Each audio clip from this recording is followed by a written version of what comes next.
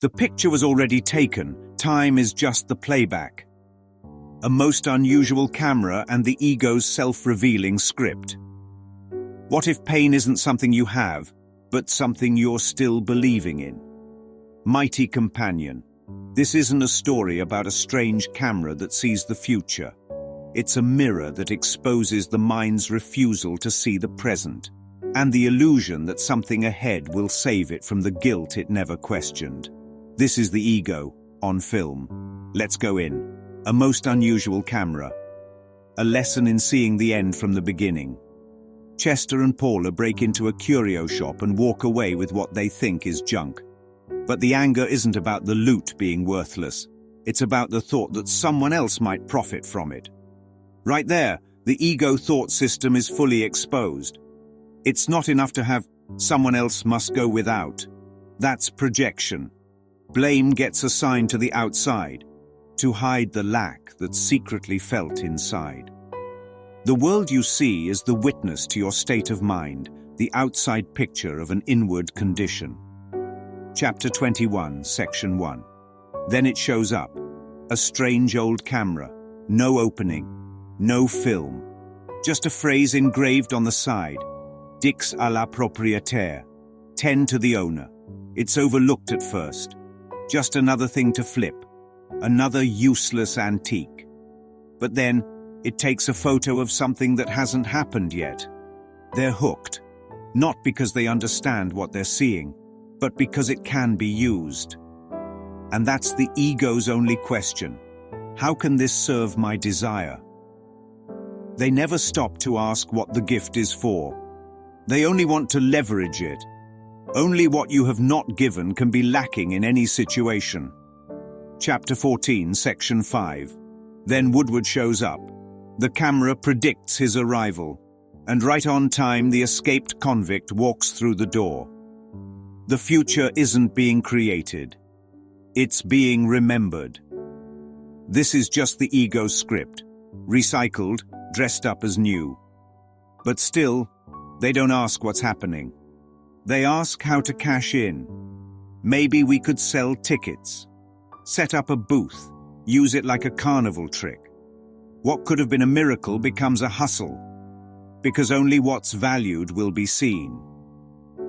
You see what you expect, and you expect what you invite. Chapter 12, Section 7. Then comes the racetrack. Now the scheme is in motion. Take a photo of the results board 5 minutes before the race. Place bets. Win.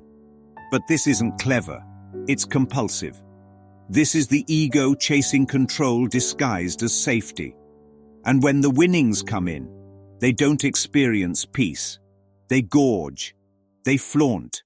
They order champagne and custom cars. And still, they're empty.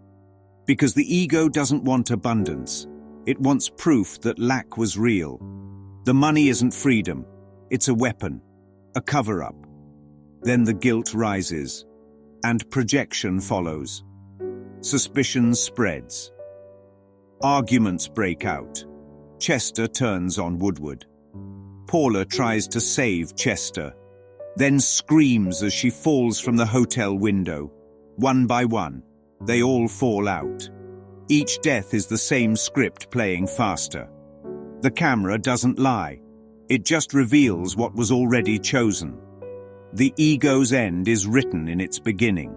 No one can die unless he chooses death. Workbook, Lesson 152. Then comes Serling's final wink.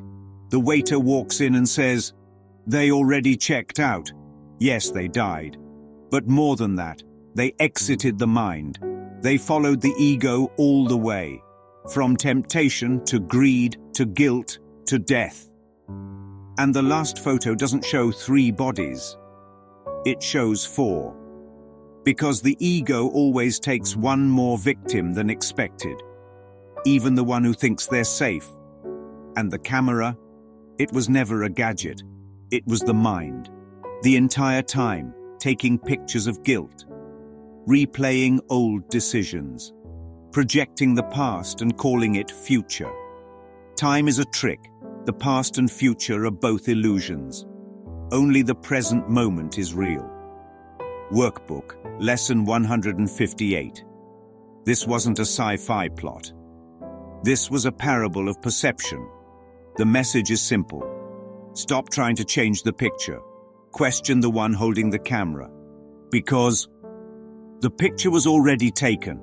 Time is just the playback.